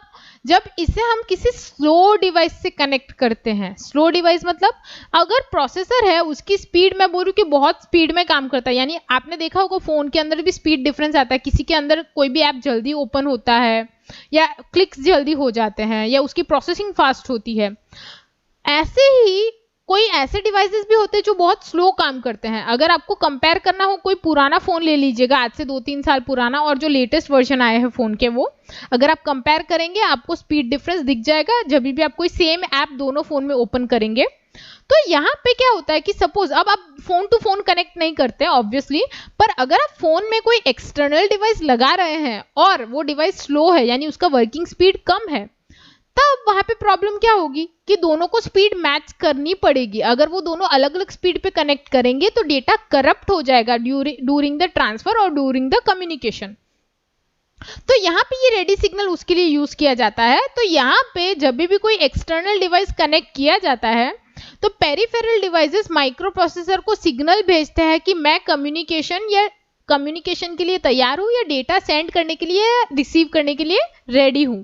That is why this signal is given specific name, that is for ready signal। अब ये चीज 1 मिनट में हो गई जरूरी नहीं है, या फिर इसको कम टाइम लगेगा, ज्यादा टाइम लगेगा, वो फिक्स नहीं होता, क्योंकि डिपेंड करता है कि आपने कैसा डिवाइस कनेक्ट किया है। सपोज किसी को कम टाइम लग रहा है, सपोज किसी को ज्यादा टाइम लग रहा है। तो यहाँ पे क्या होता है कि जब भी कोई डिवाइस अटैच किया जाता है तो प्रोसेसर जब तक रेडी सिग्नल नहीं आता, इट विल वेट। जब तक रेडी सिग्नल नहीं आता वो कम्युनिकेशन स्टार्ट नहीं करेगा। फिर रेडी सिग्नल जब लोअर डिवाइसेस उसको सेंड करेंगे या पेरिफेरल डिवाइसेस उसको स्लोअर सिग्नल्स उसको सेंड करेंगे कि भाई रेडी सिग्नल एक्टिवेट हुआ है। जैसे ही प्रोसेसर में रेडी सिग्नल एक्टिवेट होगा फिर ही प्रोसेसर उससे डेटा कम्युनिकेशन में जाएगा। तो इससे क्या होता है, इसका फायदा क्या होता है कि जब भी आप डेटा इस तरह से ट्रांसफर करते हैं वहां पे डेटा करप्ट नहीं होता, बिकॉज आपने एक पर्टिकुलर सिग्नल की हेल्प ली है स्लोअर डिवाइस को फास्टर डिवाइस से कनेक्ट करने के लिए। तो यहाँ पे जब रेडी सिग्नल मिलता है मतलब प्रोसेसर को पता चल गया कि जो भी मेरा पर्टिकुलर डिवाइस है that is ready for communication between me and that particular slot जहां पे वो कनेक्ट हुआ है, और अब मैं डेटा सेंड कर सकता हूँ या रिसीव कर सकता हूँ। अब जो नेक्स्ट हमारे लिए इम्पोर्टेंट पिन्स होती है उसमें से जो 2 पिन्स है that are read bar and write bar. तो रीड बार और राइट बार, वैसे तो नाम से पता चल जाता है कि रीड और राइट रिलेटेड कुछ ऑपरेशन है, बट प्रोसेसर के लिए रीड और राइट क्या होता है वो हम देखते हैं। अब जनरली अगर आप रीड करते हैं, मतलब अगर आप उसे as a transfer of data consider करेंगे खुद की बॉडी के लिए, दैट मीन्स आप बाहर से कोई डेटा यानी बुक का कोई डेटा अपने दिमाग में डाल रहे हैं, ऐसा बोल सकते हैं हम लोग। उसी तरह से राइट क्या होगा, आपको जो आता है यानी आपने जो इंफॉर्मेशन गेन की है उस पर्टिकुलर इंफॉर्मेशन को आप अपने ब्रेन से हाथों के थ्रू किसी पेपर पे बाहर दे रहे हैं। तो यही ऑपरेशंस हमें समझने हैं विद रिस्पेक्ट टू प्रोसेसर। तो यहाँ पे एक चीज जो ध्यान रखने की है वो सबसे पहले ये है कि रीड बार और राइट बार की पिन्स, अगर आप देखेंगे यहाँ पे स्पेशली मैंने बार यूज किया है, तो बार का मतलब क्या होता है, ये दोनों पिन्स लो एक्टिवेटेड पिन्स है। लो एक्टिवेटेड पिन्स मतलब वैसे अगर आप यूजुअली कोई प्रोसेसर में पिन एक्टिवेट करते हैं उसका अगर आप वोल्टेज मेजर करेंगे दैट इज 5 वोल्ट, पर अगर आप लो एक्टिवेटेड पिन कहते हैं इसका मतलब होता है that pins operates on 0 voltage. ये आपको ध्यान रखना है कि कोई भी पिन पे अगर बार है इट मीन्स वो वोल्टेज कौन सा लेगी, 0 वोल्ट। वो 5 वोल्ट पे नॉर्मल पिन्स की तरह काम नहीं करती, वो लो वोल्ट पे काम करती है। तो अब ये दोनों जो पिन्स है ये सिग्नल्स हैं हमारे रीड और राइट बार के सिग्नल्स। तो जैसे मैंने कहा रीड और राइट ऑपरेशन के लिए यूज होती है। तो अब मैंने जैसे आपको एग्जांपल दिया था हमारे लिए फिजिकली ह्यूमन के लिए रीड और राइट क्या होता है, प्रोसेसर के लिए भी कुछ ऐसा ही कॉन्टेक्स्ट आप यूज कर सकते हैं। अगर आप प्रोसेसर के अंदर कोई डेटा लेके आ रहे हैं, यानी अगर मेमोरी में कोई डेटा है और अगर वो प्रोसेसर में एंटर हो रहा है, that particular operation is known as read operation. और अगर सपोज प्रोसेसर में आपने कोई डेटा पे कुछ वर्क किया है, उस डेटा को आपको मेमोरी में स्टोर करना है, that storing operation from processor to memory is known as write operation. तो आपको रीड और राइट काफी क्लियर होना चाहिए। अब यहाँ पे देखिए जैसे मैंने बोला था व्हेन रीड इज लो, यानी आरडी की जो पिन है, रीड की जो पिन है वो लो है, अगर वो 0 पे खड़ी है इट शोज कि प्रोसेसर डेटा रीड कर रहा है, यानी इनपुट आउटपुट डिवाइस या मेमोरी से कोई डेटा है, certain data is entering processor with the help of address and data बस। उसी तरह से अगर राइट पिन लो है इट मीन्स उस पर्टिकुलर टाइम पे राइटिंग ऑपरेशन हो रहा है, यानी हमारे प्रोसेसर का कोई डेटा है जो मेमोरी में या फिर इनपुट आउटपुट डिवाइस में एंटर कर रहा है या प्रोसेसर अपना डेटा उनको दे रहा है। अब एक जो इंपॉर्टेंट चीज हमेशा हमें पता रहनी चाहिए, read and write operation one at a time होते हैं, यानी आप ये दोनों ऑपरेशन कभी साथ में नहीं कर सकते, ये आपको खास ध्यान रखना है। ये कहीं मेंशन नहीं किया जाता यूजुअली, पर अगर आप इसके चार्ट्स या टेबल स्टडी करते हैं उसमें वाया नंबर्स आपको पता चलता है, पर मैं आपको डिटेल में बता रही हूँ कि रीड और राइट ऑपरेशन अगर आप साथ में करने जाएंगे इशू क्या होगा, हमारे पास जो एड्रेस और डेटा पिन्स है वो एक ही सेट है, यानी हमारे पास 16 एड्रेस पिन्स है, 8 डेटा बस है। अब एट ए टाइम वो एक ही एड्रेस को फेच करेगी। उसी तरह से अगर वो एक ही एड्रेस फेच कर रही है तो डेटा भी तो एक ही लेगी ना, तो या तो आप रीड कर सकते हैं या तो आप राइट कर सकते हैं। अगर आप दोनों ऑपरेशन साथ में करने की ट्राई करेंगे वो एरर दिखाएगा या सिस्टम में करप्शन क्रिएट करेगा, यानी डिस्टर्बेंस क्रिएट कर देगा। तो ये हमें खास ध्यान रखना है। अब जो हमारे पास नेक्स्ट एक पिन होती है that is IO/M bar. Again यहाँ पे एक बार की पिन आई है, आपको ध्यान रखना है बार है मतलब M की जो भी वैल्यू है, अभी मैं एक्सप्लेन करूंगी वो क्या है, वो लो वैल्यू है, यानी वो 0 पे एक्टिवेट होगी। अब यहाँ पे IO/M बार का सबसे पहले आपको फुल फॉर्म बता दूं, input output slash memory. Input output slash memory का मतलब या तो ये पिन इनपुट आउटपुट डिस्क्राइब करेगी या तो मेमोरी को। तो ये ALE जैसा है, जैसे ALE अगर 1 होता है तो हम एड्रेस में काम कर रहे होते हैं, ALE की पिन अगर 0 होती है तो वहां पे हम डेटा में काम करते हैं। तो इसका भी कुछ वैसा ही डिफरेंशिएशन है। अगर IO और मेमोरी ऑपरेशन आप कर रहे हैं, यानी अगर प्रोसेसर किसी इनपुट आउटपुट डिवाइस या मेमोरी में काम कर रहा है तो सिस्टम को पता होना चाहिए कि इस पर्टिकुलर टाइम पे या तो हमारी मेमोरी के साथ कनेक्टेड है प्रोसेसर या तो इनपुट आउटपुट डिवाइस के साथ। अगेन दोनों ऑपरेशन साथ में नहीं होंगे क्योंकि एक ही पिन है, तो एक ही पिन एक टाइम पे एक ही रिप्रेजेंटेशन देगी, इधर 1 और इधर 0। तो यहाँ पे अगर IO/M बार की पिन 1 है, जैसे देखिए IO लिखा है और /M बार है, तो M बार यानी मेमोरी के लिए लो कंडीशन हमें अज्यूम करनी है।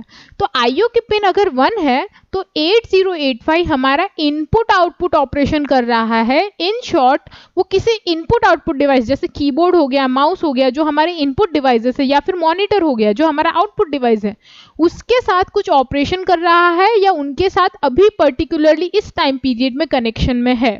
अब वहां पे ऑपरेशन क्या हो सकते हैं, या तो रीड ऑपरेशन होगा या तो राइट ऑपरेशन होगा। नेक्स्ट है, अगर वो पिन IO/M बार की 0 हो गई, तो M बार था जैसे मैंने कहा था, तो 0 आई है, मतलब 8085 इस पर्टिकुलर टाइम पे मेमोरी के साथ काम कर रहा है, यानी मेमोरी के साथ उसका इंटरेक्शन हो रहा है, या तो वो डेटा रीड करेगा या तो राइट करेगा। तो एक चीज तो आपको इतने में क्लियर हो ही जाती है कि ये जो 3 पिन्स है दे आर कनेक्टेड इन सम वे। अब जो हमारी नेक्स्ट 2 इंपॉर्टेंट पिन्स होती है that are S0 and S1, तो ये पिन्स खुद से कुछ नहीं करती, but they are used for supporting in operations along with IO/M bar. Okay, तो ये आपको मैं थोड़ा क्लियरली बताती हूँ। सबसे पहले तो S1 और S0 को हम लोग स्टेटस सिग्नल्स बोलते हैं। और ये सिग्नल्स करते क्या हैं, जब हम लोग इनपुट या आउटपुट ऑपरेशन कर रहे होते हैं, जैसे रीड ऑपरेशन हो गया या राइट ऑपरेशन हो गया, तो अगर आप कोई ऑपरेशन परफॉर्म कर रहे हैं ना, तो प्रोसेसर के अंदर वो एक साइकिल या फिर एक बोलते हैं ना पैटर्न के फॉर्म में स्टोर होता है। तो वो जो पैटर्न होती है, उस पैटर्न को रिप्रेजेंट करने के लिए हमें S1 और S0 की जरूरत पड़ती है। तो ये पिन अलोंग विथ I0 और M के साथ में काम करती है, दैट इज इनपुट आउटपुट, और मेमोरी के साथ ये पिन काम करती है।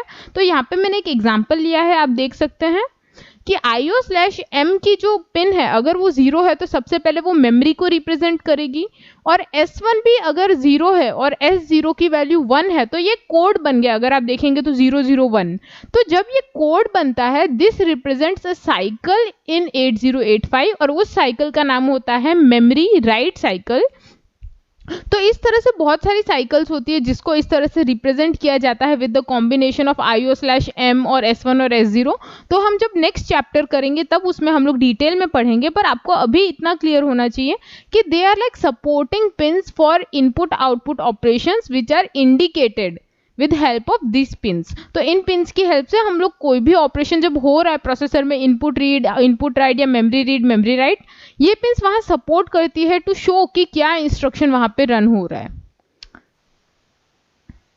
तो यहाँ पे जो हमने ये पिन्स देखी है, इसमें से अगेन IO/M बार, रीड बार और राइट बार, इन तीनों को मिला के भी हम कोई कॉम्बिनेशन देखते हैं, तो इसमें हमारे पास 4 मेजर कंट्रोल सिग्नल्स बनते हैं, दैट इज मेमोरी रीड। तो अगर मेमोरी रीड में बोल रही हूँ कि मेरा सिग्नल मेमोरी रीड है, तो वो इंडिकेट कैसे होगा, तो IO/M की जो पिन है वो 0 रहेगी, दैट इंडिकेट्स कि मेमोरी से ऑपरेशन चल रहा है।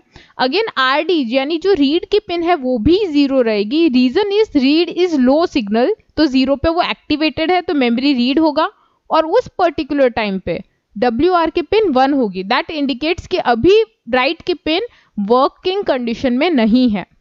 नेक्स्ट जो बनेगा दैट इज मेमोरी राइट। तो यहाँ पे आप देख सकते हैं कि IO/M बार तो 0 है, रीड बार 1 हो चुका है और राइट बार 0 है। तो यहाँ पे ऑब्जर्व करने की चीज क्या है कि ये पिन्स लो पे एक्टिवेट हो रही है, दैट इज वो 0 पे ऑन हो रही है और 1 पे बंद रह रही है। इसी तरह से हमारे जो 2 ऑपरेशंस बन सकते हैं that is IO read and IO write, यानी input output read and input output write. तो जब प्रोसेसर इनपुट आउटपुट डिवाइस से एक्टिवेशन में होगा या काम कर रहा होगा, तब ये दोनों पिन्स के थ्रू ये ऑपरेशन होगा। तो यहाँ पे अगर आप देखेंगे तो IO/M बार की जो पिन है वो 1 है, अगर IO को अगर आप देखेंगे वो 1 बता रहा है, दैट मीन्स इनपुट आउटपुट से ऑपरेशन रिलेटेड है। अगेन अगर रीड है तो रीड की पिन 0 है IO रीड में, दैट इंडिकेट्स कि लो पिन चल रही है और रीड ऑपरेशन हो रहा है। और अगर आप राइट में देखेंगे तो राइट के अंदर WR की पिन 0 है, दैट इंडिकेट्स कि इनपुट आउटपुट के साथ राइट ऑपरेशन के अंदर काम कर रहा है प्रोसेसर। तो इस तरह से हमारे पास ये 4 मेजर सिग्नल्स बनते हैं। अब ये सिग्नल्स अगर मैं कहूँ कि अगेन इन तीनों पिन्स को हम मिलाते हैं और ये 4 सिग्नल्स जो हम यूज करते हैं, इन सिग्नल्स को अगर आप एड्रेस बस और डेटा बस में अगर और अच्छे से पढ़ने जाएंगे तो वहां पे हमारे जो पूरे प्रोसेसर के जितने भी इंस्ट्रक्शंस हैं उनको हम मशीन साइकिल के फॉर्म में स्टडी कर सकते हैं और हर एक इंस्ट्रक्शन कैसे रन होता है उसकी हमें डिटेल्ड इंफॉर्मेशन मिल जाती है। तो इस तरह से ये pins along with other pins जैसे एड्रेस बस और डेटा बस की पिन्स यूज होती है to show various type of operations that are taking place in micro processor.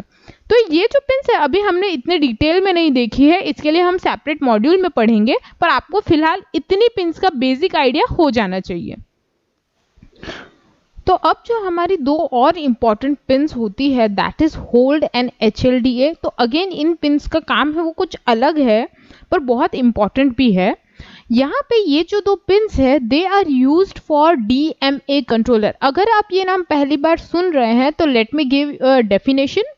DMA का फुल फॉर्म होता है डायरेक्ट मेमोरी एक्सेस कंट्रोलर। तो नाम में ही आपको दिख रहा है कि डायरेक्ट मेमोरी एक्सेस यानी कुछ तो ये मेमोरी के साथ करने वाला है।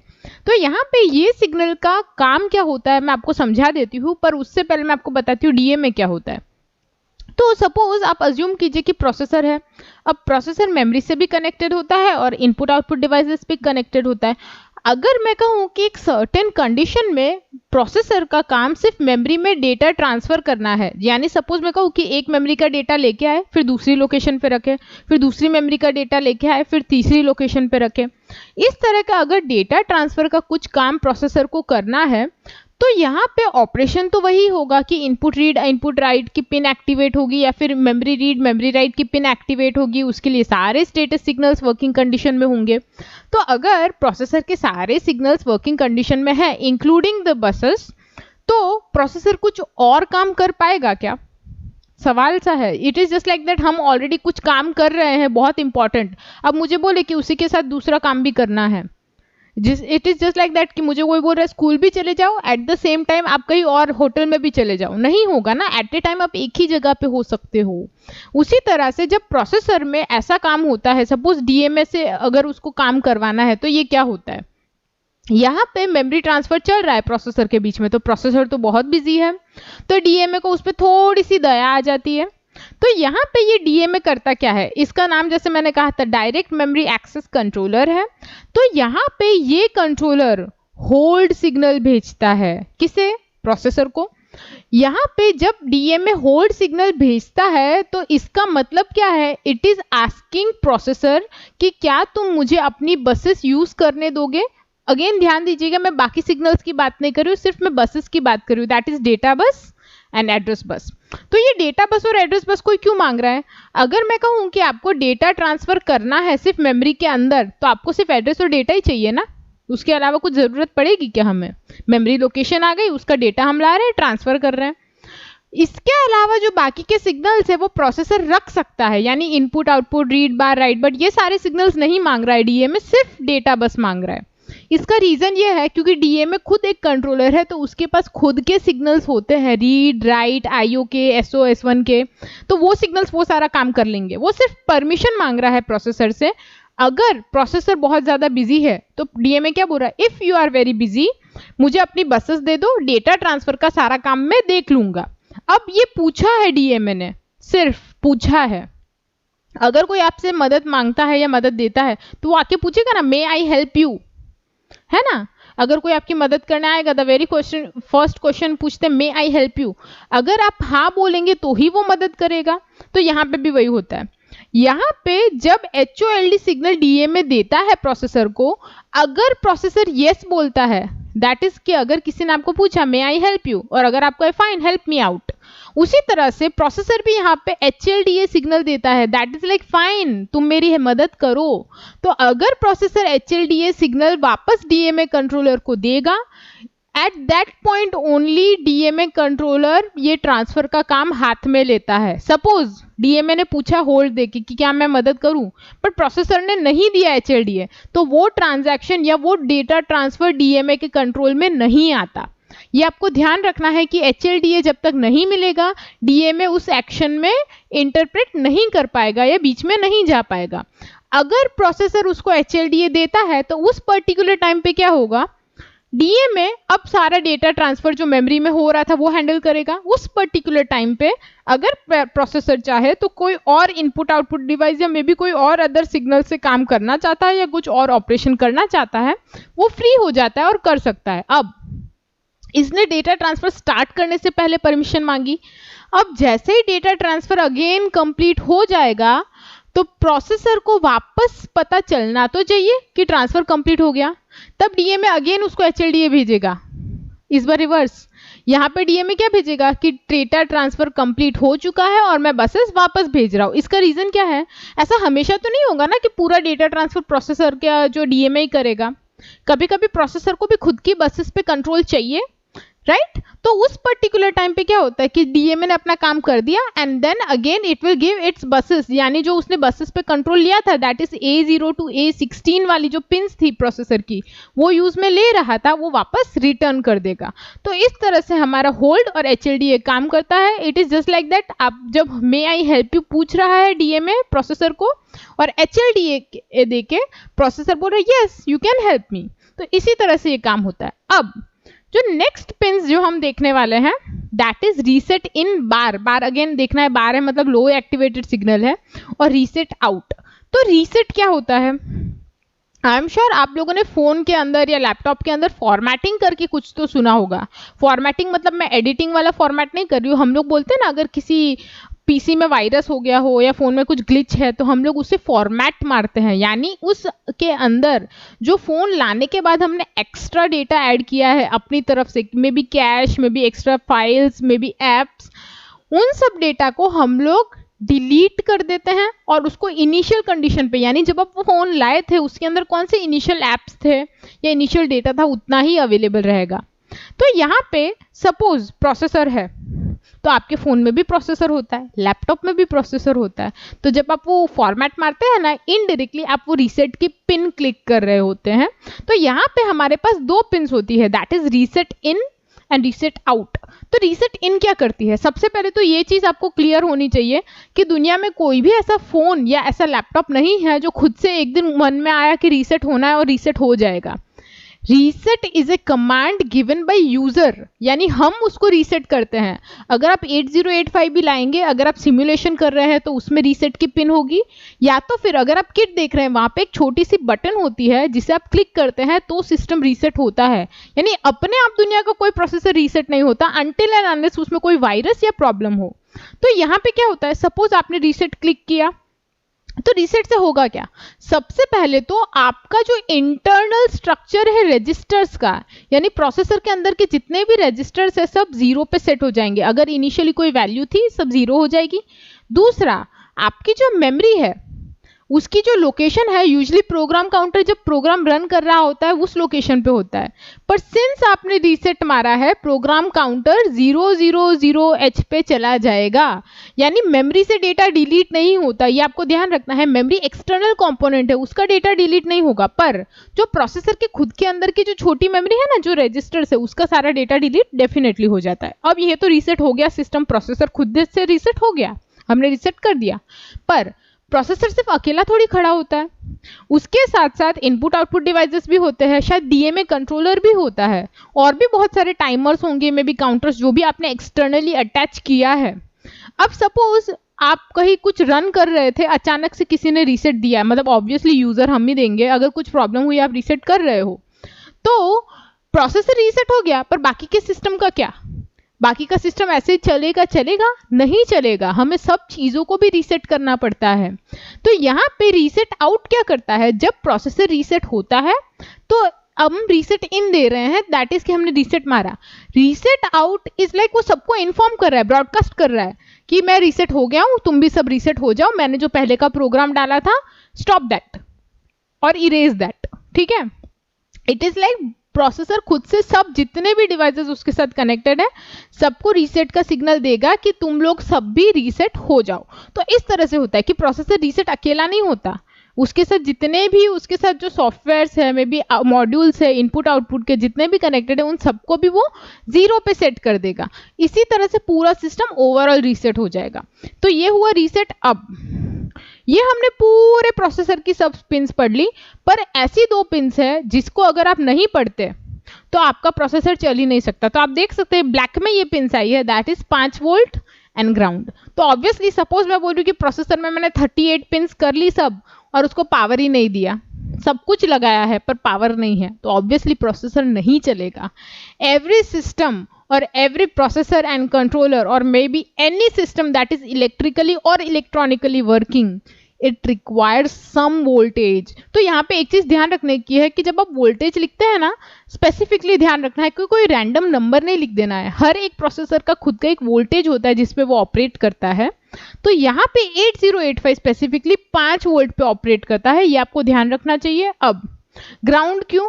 अगर आप किसी सिस्टम को वोल्टेज देते हैं तो ग्राउंड उसके साथ कंपलसरी आना चाहिए, that is due to the movement of voltage, high voltage to low voltage, क्योंकि ग्राउंड इज 0 वोल्ट।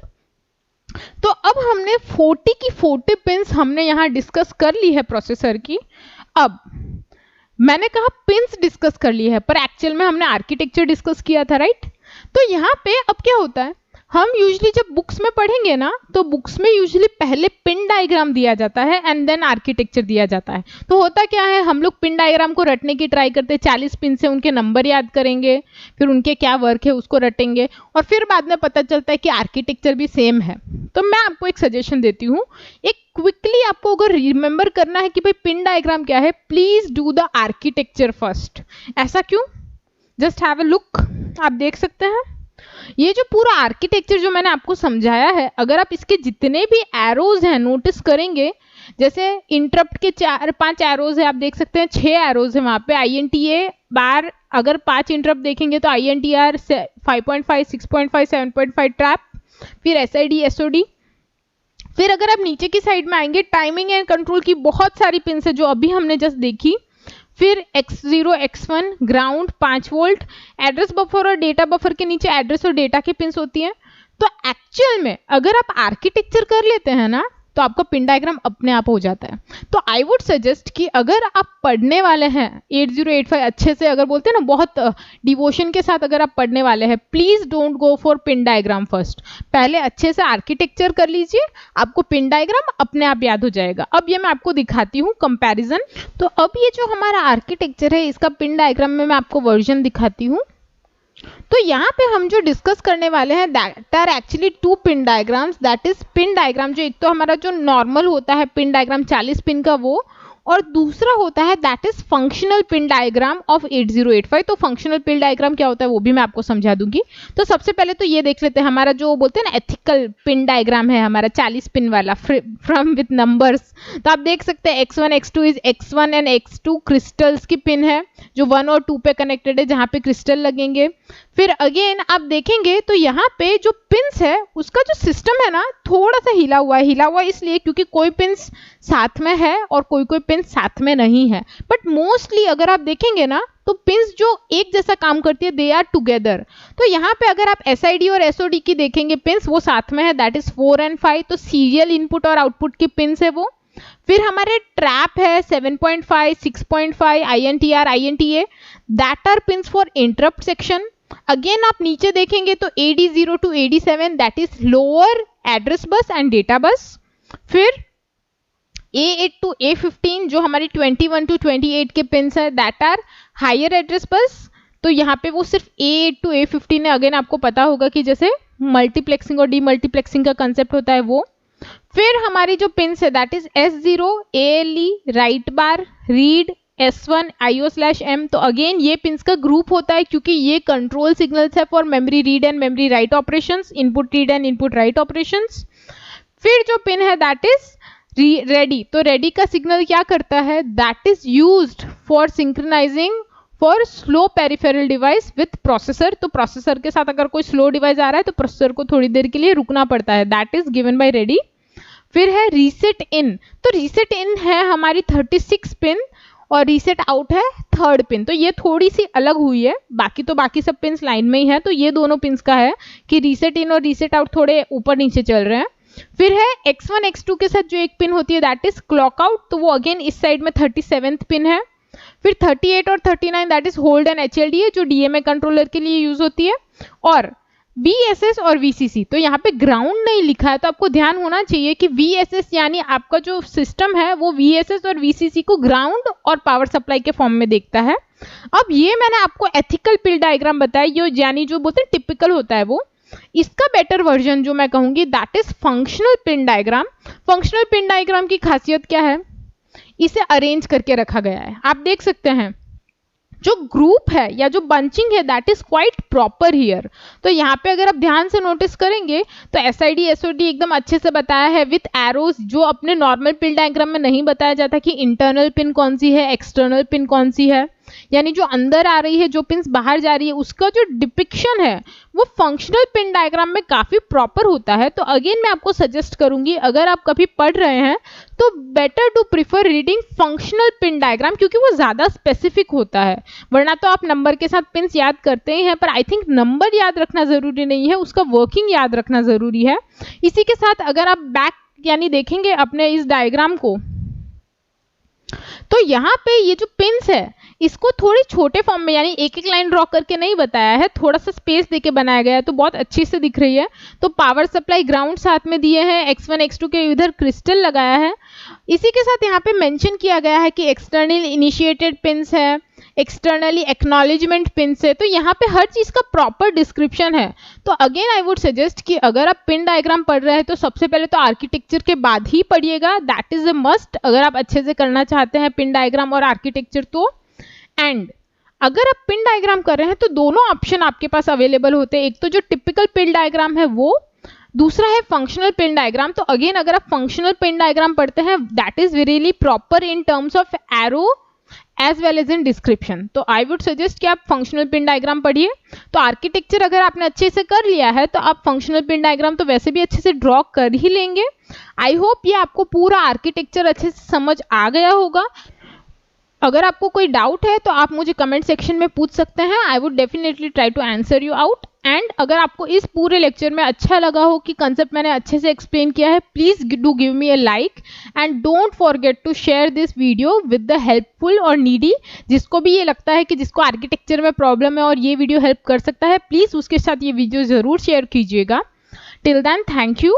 इसी के साथ अगर आपको अच्छा लगा कि हमारा जो वीडियो है या हमारा जो कंटेंट है हमारे चैनल पे अच्छा है तो प्लीज़ हमारे चैनल को सब्सक्राइब ज़रूर कर लीजिएगा। एंड फर्दर मोर अगर आप ये PPT जो हमने एक्सप्लेन की है डाउनलोड करना चाहते हैं तो हमारे ब्लॉग पे ये PPT अवेलेबल है, लिंक डिस्क्रिप्शन में है, आप ले सकते हैं। Till then bye bye, thank you, see you in the next lecture.